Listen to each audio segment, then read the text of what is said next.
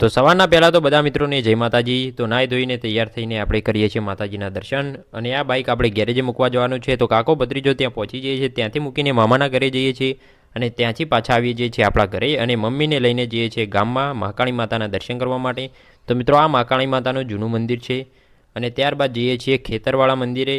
તો તમને બતાવું તે મંદિર અને ખેતરનું કેટલું સુંદર વાતાવરણ છે, લીલુંછમ ઘાસ છે ચારો તરફ. તો આપણો ભત્રીજો ફટાફટ દોડીને પહોંચી જાય છે મંદિરે. અને મિત્રો હમણાંથી આ રવિવાર જ સારો ગયો છે કે વરસાદ આવ્યો નથી. તો આ છે ગોગા મહારાજનું મંદિર, ત્યાં આપણે કરી લઈએ છીએ દર્શન. અને આ છે મામાના ખેતર જે ઈંડા અને બધું વાવેલું છે.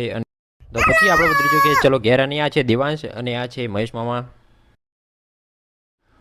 અને આ છોડ શેનો છે તમે કમેન્ટ કરો જેને ખબર હોય. અને આના અંદર એક આવે છે ફળ નાનું લાલ કલરનું. અને ત્યારબાદ પહોંચી જાઉં છું ગેરેજે અને ગેરેજે કામ કરાવીએ છીએ અને ત્યાંથી મારો ભાઈ મોકલી દે છે પેટ્રોલ લેવા માટે. અને આ છે આઈટીઆઈ, જે અમે આઈટીઆઈ કરેલી છે. અને બપોર પછી જઈએ છીએ બેનને લેવા માટે તેમના સાથે. અને વળતી ફેરા મોટપ પહોંચીએ છીએ. તે મોટપના ફેમસ ગોટા લઈએ છીએ અને નીકળી જઈએ છીએ ઘર બાજુ. અને ઘરે પહોંચતા થઈ જાય છે અંધારું. તો બ્લોગને કરીએ અહીંયા સમાપ્ત.